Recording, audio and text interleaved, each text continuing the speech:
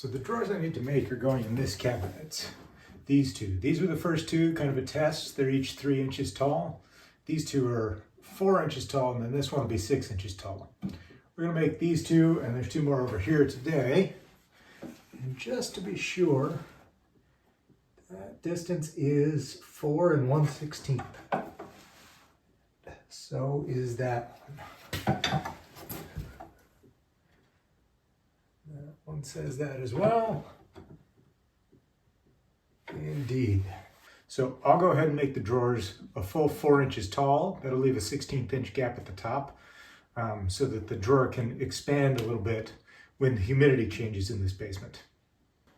These are the boards that I prepared in the last video. These are 4 faces that are each 3/4 of an inch thick. This is red oak. And then I have 4 backs and 8 sides that are each 1/2 inch thick. This is all basswood or linden. And I'm going to be using a method called the quarter method most commonly. And that's because I have a 1/4 inch tongue and a 1/4 inch groove that is a 1/4 inch from the end of the board. Also happens to be a 1/4 inch from the side of the board. Or maybe there's a 4th quarter in there. This is a alteration to the standard style. Since this is a 1/2 inch and this is 3/4 inch, I have an extra 1/4 to use. So instead of screwing on or gluing on a false front to this drawer, I'm just going to make the front piece and the face all one piece. The back of this drawer will be another 1/2 to 1/2 inch connection, and it will just be missing this 1/2 inch out here. So it'll just be the tongue. Right. So this is the this is how I plan all of my projects on a whiteboard. These are the measurements for the drawer. So you saw me measure 4 1/16 opening. So I'm going to make the height of the drawer 4. I already have the rest of these measurements from the other 4 drawers that I already made. So it's actually about 21 inches side to side. So I'm taking an 1/8 inch off, so there's a 16th on either side to allow for expansion or contraction as the seasons turn, and just to give clearance for drawer sliding as well. And then front to back, it'll be 20 inches. Because of all of the quarters and quarters and quarters, that means I need to take a 1/2 inch off the front, because this is inset a 1/4, that's inset a 1/4, to get the length of the back. So instead of 20 7/8, that'll be 20 3/8. And the sides I need to take a 1/4 inch off as well, because they're in from the front. So instead of 20, they're 19 3/4. And then all of these are the quarters that I'll be cutting. I'm going to use a dado stack to do that. We have to cut this notch, we have to take some off of there, we have to cut this notch, and this notch, and this notch, and this notch, and this notch, and this notch. Lots of notches to cut. So I have my checklist ready to go, and we will take off and do that. Now we're going to get this to exactly 4 inches, the depth of our drawer.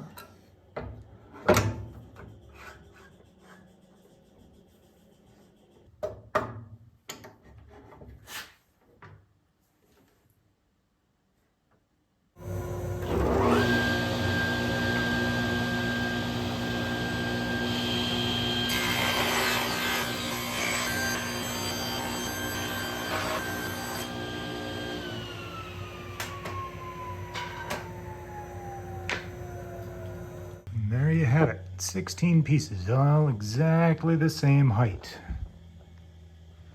Let's go check how they fit in the box. Ooh, that's a very nice fit, almost too snug, but that gives us just a little gap at the top, no gap at the bottom, obviously. Now we just have to trim them to length. So I need all of my drawer fronts to be 20 7/8 inches long. So I've lined up this ruler at 20 7/8 inches, aligned with the gap on my zero clearance insert on my table saw crosscut sled. And then I'm using this hook as a stop block so that I can butt the piece up against the end of it there and make 4 cuts on 4 different pieces at 20 7/8 inches exactly.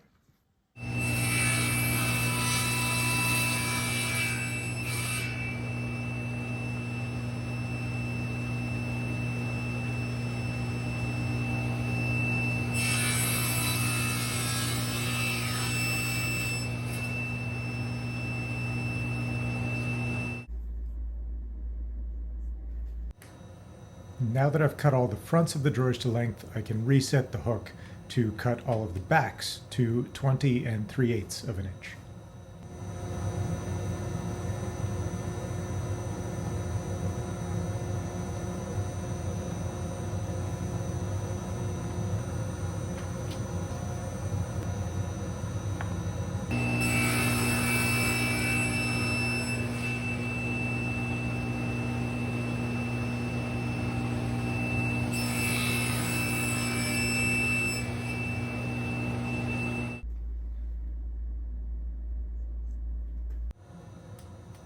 And then just one more reset to cut the sides at 19 3/4.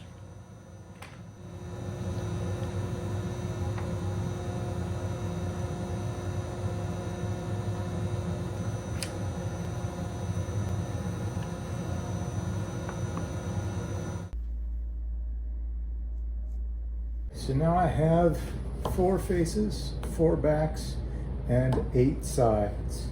And I'm really excited about how the backs turned out, because if you watched the last video, you'll know that I had a few boards where the resawing, the blade kind of bowed in a little bit and left rougher marks deeper than I was able to plane out and still maintain my 1/2 inch thickness.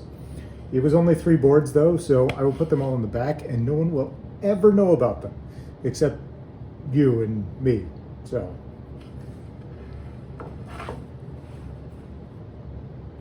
why don't I lay out a box so we can envision how these things are going to go together. 2 sides, 1 back, 1 face. The rest of these over here.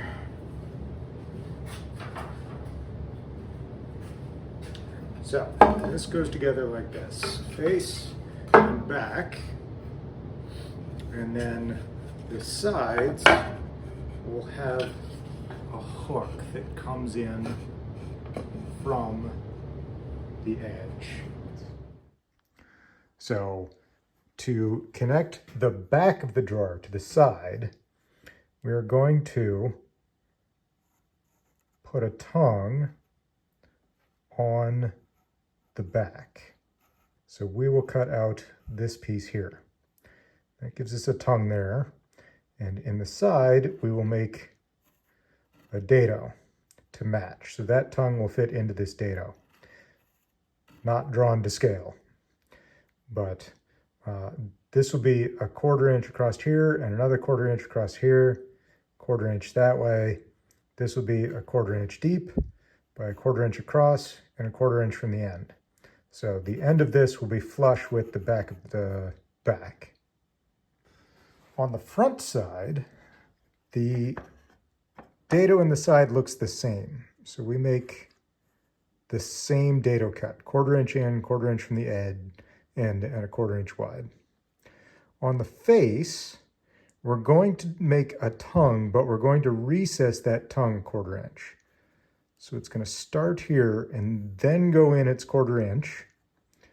And if you ignore this part out here, then you're looking at the shape that the back made. But we're going to leave that front edge.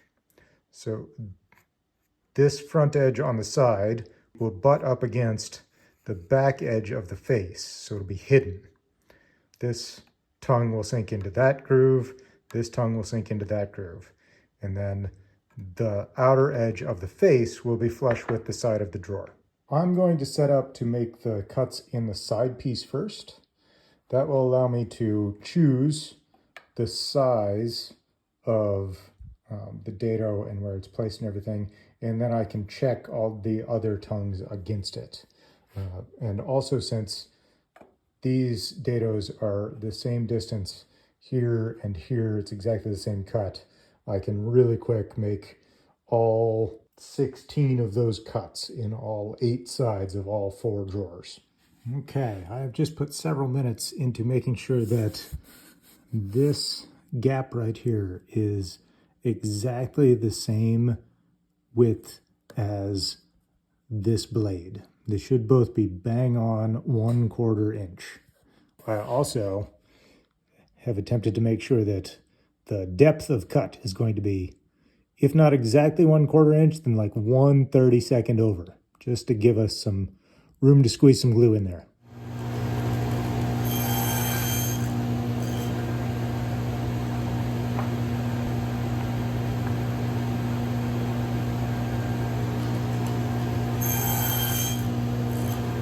Since all of these tongues and grooves are the same size, I'll just check two against each other, and that looks like a good fit.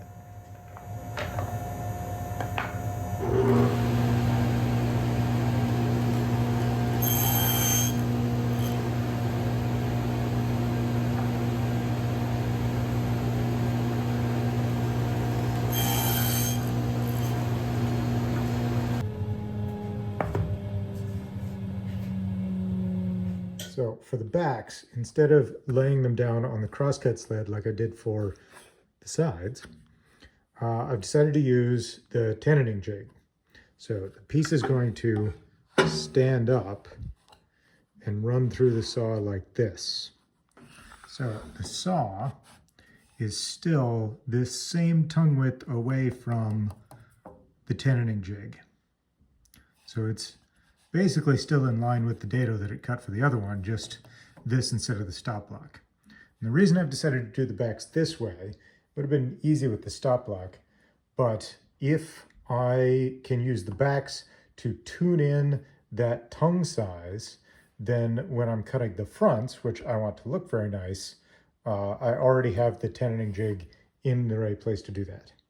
So I will make the tongue cuts for the backs with the tenoning jig, and then we can just move right into the fronts from there without changing any setup other than the blade height. Right now it's set to cut that same depth so that the tongue will sit on that shoulder. And when we cut the fronts, we need to cut it twice that deep so that the piece will sink in fully instead of just halfway.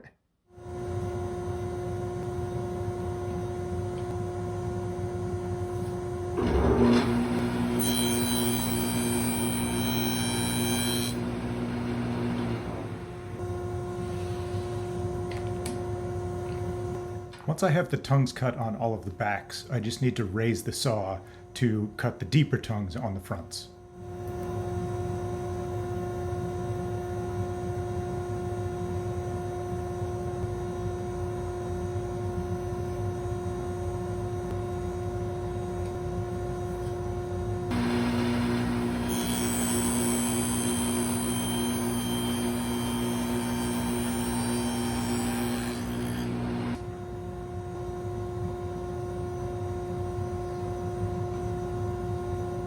Playing cards are something I have found useful as a general tool in the shop. They are basically 1/1000th of an inch thick. So if I need to move something just a little bit, using a playing card as a reference surface is very useful. So you saw me using it to set up the cut using the tenoning jig because it keeps the end of the board just a little bit off of the table so that the board isn't dragging along the table as I'm pushing it. That keeps it from tilting and binding and all that kind of stuff. Just a real easy trick. It's actually also how I set up the fence for the tenoning jig. I stacked a few of them under there to make sure that there was an equal depth and that the front and the back were at the same height so that my tenoning jig was running straight across the saw. All right, for this last cut, we need to take 1/4 inch off the inside tongue of the fronts.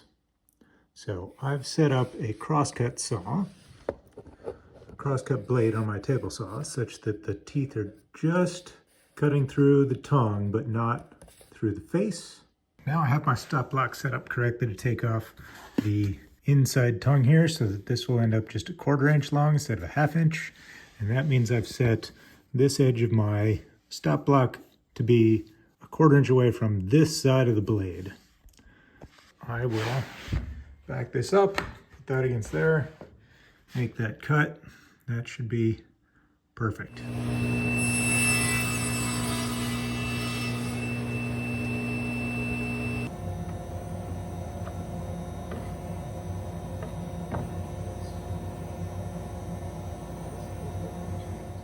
All right, right, so that's all the cuts. Let's see if one of these drawers fits together. There's a front, here's a back. Gotta do some trimming on that. There's a couple sides. Let's go ahead and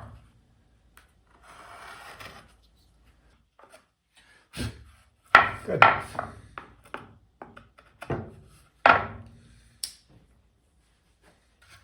Okay, so 2 sides and a back and a front. There's the front over there. There's the back over here. And we've got a side, which will go on just like so. Look at how well that fits. I can hardly even slide it. And the other side, that goes with the tongue in and the not tongue out. That fits in there real tight. Get that started. We'll get that started. And we'll press fit that on there.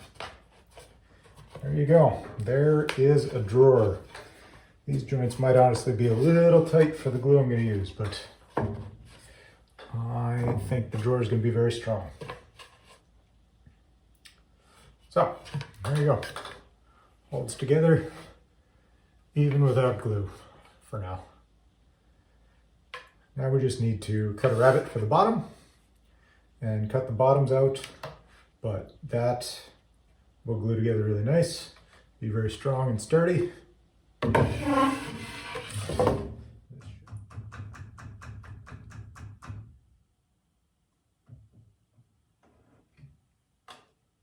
Cut the bottoms, the distance between the front and the back is 18 3/4 inches.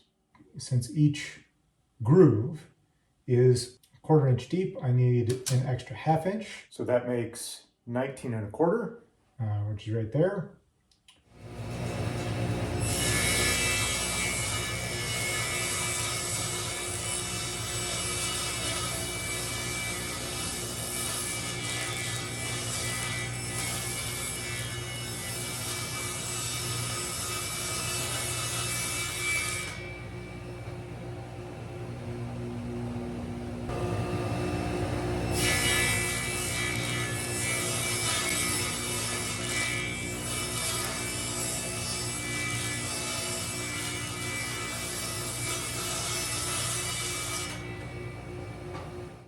And then after resetting the saw to the width of the drawer minus a 1/2 inch, I cut the bottoms in the other dimension.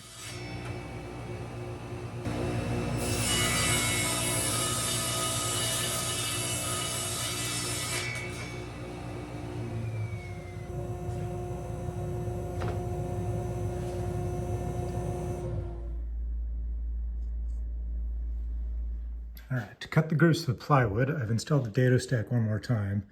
And the plywood is larger than a 1/4 inch, so I had to insert an additional spacer. It's actually 11/32. It's undersized 3/8 inch plywood, so this is 1/64 larger than that, which for all you math majors is 23/64.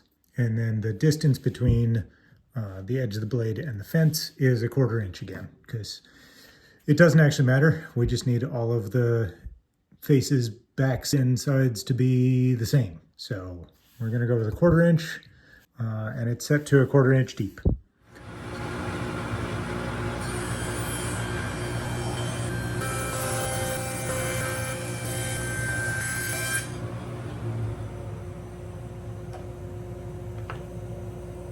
All right, now that we have all of our parts cut to the right size, let's test assemble a drawer. So I have a side here. I'm going to stick the front into it, like so. Looks like it fits pretty well. That's a nice thing. We'll stick the side in. Oh, that's the wrong way for the side. The side goes into the bottom, goes into the side like so. Then slides into the front, like that. Very nice. And we'll put the back on. It just needs to go around the bottom and into, slot down there. That fits well. And then the other side comes in to hold it all together. There we go. Once you get everything aligned, easy peasy. A complete drawer whose joinery will hold it together. I'm going to glue these corners, but that's a good test for that all being a tight. Can you see me do that? I can hold this by the side, which is how it went in, and everything stays together because those joints are nice and tight. That's a good bottom. All of this is set up. You can see that joint right there if I get good light on it. That looks nice. Do a little planing to even it out once it's glued up. That's how the back joint looks. But that's a finished drawer. Doesn't rack at all. Looking pretty good. How square are we?